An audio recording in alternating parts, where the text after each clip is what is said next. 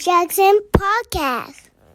If you're new to the channel, go ahead and subscribe to the channel, man. You're going to like this platform. I really want to engage with more people and meet new people and have a good time discussing trending topics, politics, hip hop culture, and just American culture in general. Thank you for tuning in. But hit the like button also, man, to help me get into the algorithm because I feel as if this is some good, necessary content that people need to hear. So, to the topic of discussion, Bernie Sanders. He's talking about his time at the inauguration on this video. This is on his personal YouTube channel. I haven't even listened to it yet or nothing to even have a take on this. But I have been listening to Bernie Sanders a lot as of recently because he's been uploading frequently on his YouTube channel. And the last thing that he talked about was oligarchies. You know, that's interesting because when I look at the inauguration, I seen so many billionaires in attendance, so many rich people in attendance. And when I'm riding around my city and my hometown and I'm just in and out these metropolitan cities, I see that people are struggling. Commercial real estate buildings are empty. And it's just like a divide. It's a small percentage of people that's winning, and it's a large amount of people that's losing. But let's get into the conversation and listen to what Bernie Sanders has to say. And let's chop it up with each other, man, and further the discussion in the comment section. Let's go. I was at the Trump inauguration yesterday, and needless to say, I disagree with much of what he had to say.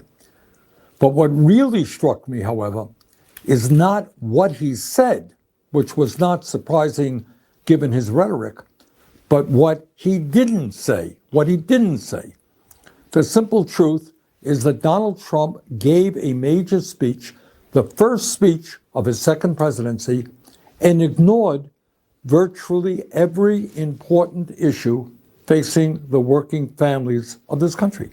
How crazy is that? Our healthcare system is broken, is dysfunctional, and it's wildly expensive. Not one word from Trump about how he is going to address the healthcare crisis. We pay by far the highest prices in the world for prescription drugs, sometimes 10 times more than the people in other countries. And 1 out of 4 Americans are unable to afford the prescriptions that their doctors prescribe.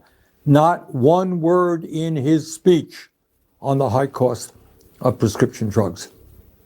We have 800,000 Americans who are homeless and millions of people spending 50 or 60% of their limited income on housing.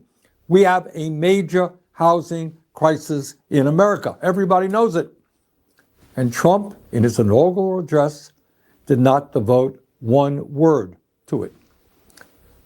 I'm going to pause it right there. You know, I was watching the debates. I watched Kamala Harris. I watched Trump extensively. And I really don't remember Trump speaking much on the healthcare system. I know he put RFK Jr. in position for healthy purposes, talking about health. And then he signed a bill as of recently removing us from the World Health Organization. Now, he was talking about making America healthy again. That is true, Bernie. But I didn't hear him run on that for him to have to speak about it during his speech at the moment. But he said it's a housing crisis. Be more specific, Bernie. You know, I've been listening to you a lot lately. Be more specific. What's the housing crisis? Is it houses? Is it less houses? Is it people? He said it's people spending 60% of their income on their home. You know, that's true. It's people that spend more than 60% of their income on their home and their house poor. That's the terminology. Their house poor. But I don't think that makes it a housing crisis. I think it's a wage gap and an income crisis. Let me know what y'all thoughts is, man, in the comment section below.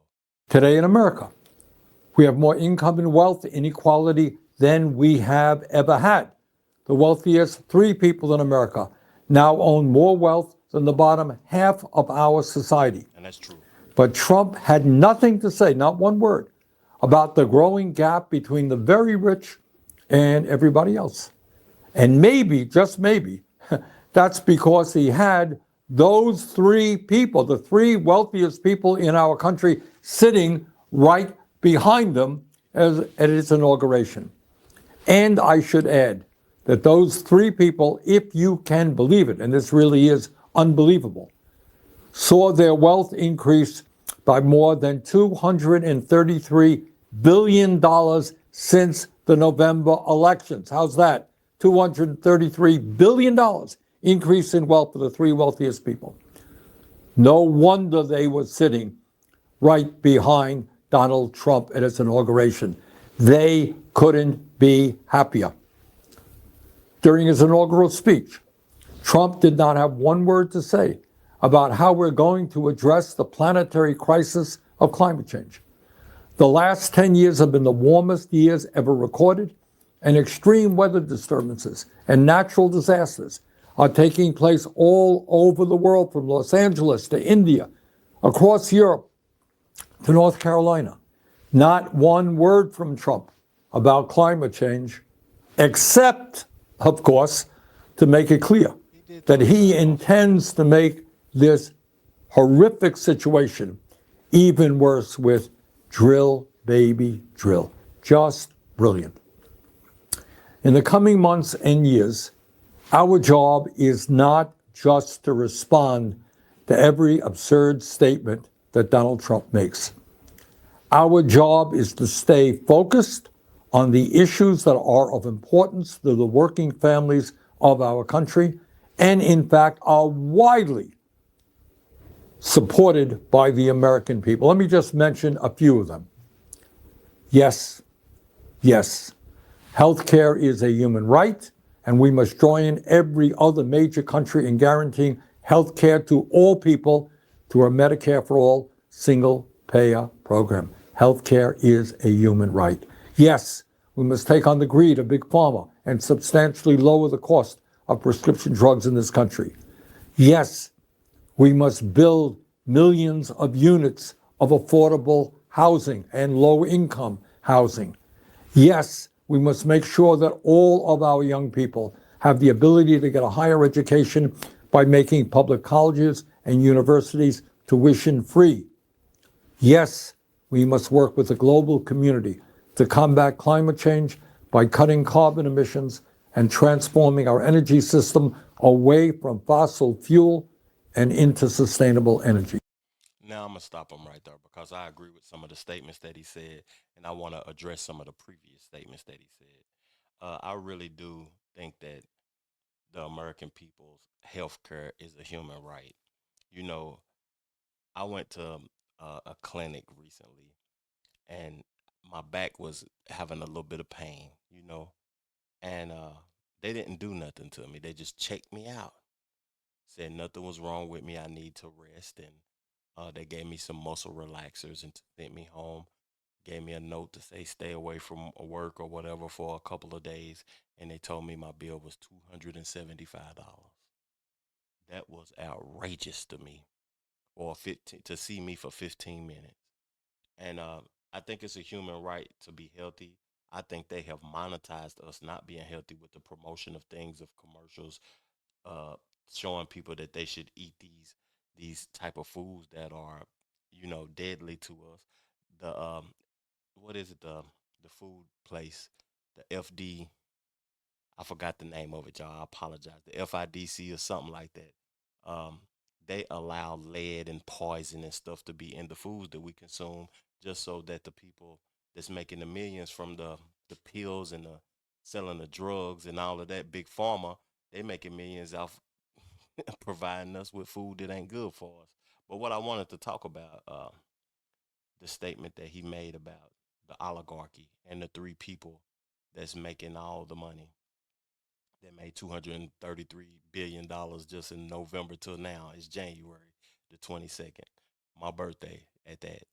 Um, at one point in time, I was for lower taxes for rich people, for all people. Just have a flat tax for all people. That was my thought process. Have a flat tax. Now I feel as if, you know, those rich people aren't being held accountable with contributing to helping evolve the country and helping the people that's less fortunate get jobs that's paying a living wage. You know, I understand now them not being taxed because they ain't doing what they supposed to do with the bread, with the money. To me, you should pay a livable wage.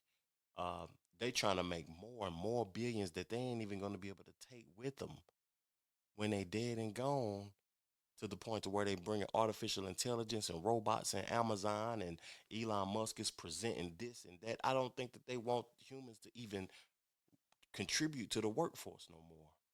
So my thinking has changed when it comes to um, not taxing the rich as much, not giving them the same amount of tax as anybody, just a flat tax rate for everybody else. If they're gonna not contribute to giving people a livable wage and helping the country evolve, then they need to pay more taxes. That's what I want to say. I'm sorry, y'all, that I struggle getting that out. But let me continue to play the clip. Yes, we must pass legislation to raise the absurdly low federal minimum wage of $7.25 an hour to a living wage of $17 an hour. Anybody who works 40 hours a week in this country should not be living in poverty. Yes, we must pass the PRO Act and make it easier for workers to join trade unions and grow the trade union movement in America. Yes, in order to help fund the needs of working families in this country, we must demand that the wealthiest people in this country, including those individuals sitting right beside Donald Trump at his inaugural, start paying their fair share of taxes. I didn't know he was. Yes, we must end a corrupt campaign finance system which allows a handful of billionaires to buy elections and move us rapidly into an oligarchic form of society. Bottom line, as we enter the new Trump presidency, we have got to remain focused. We cannot panic.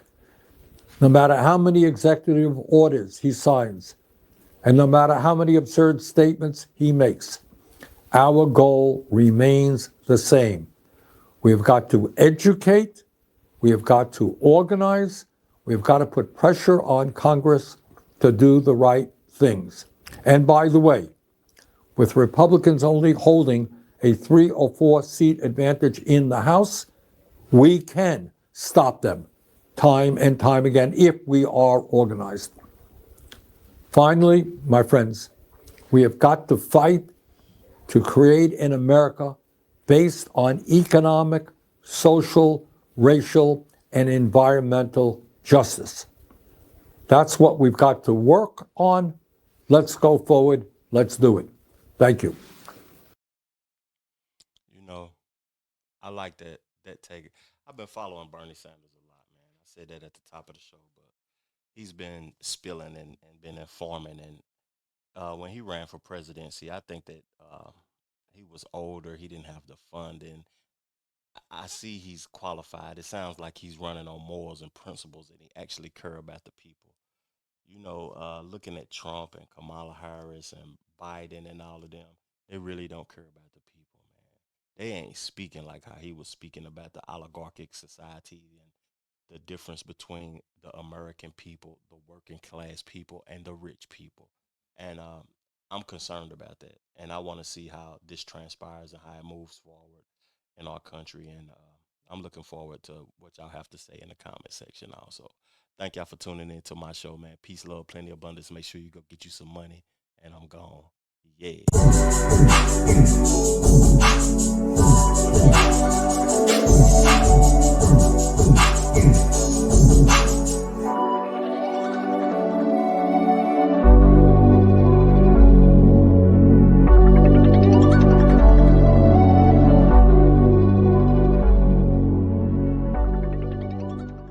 The Trevor Jackson Podcast.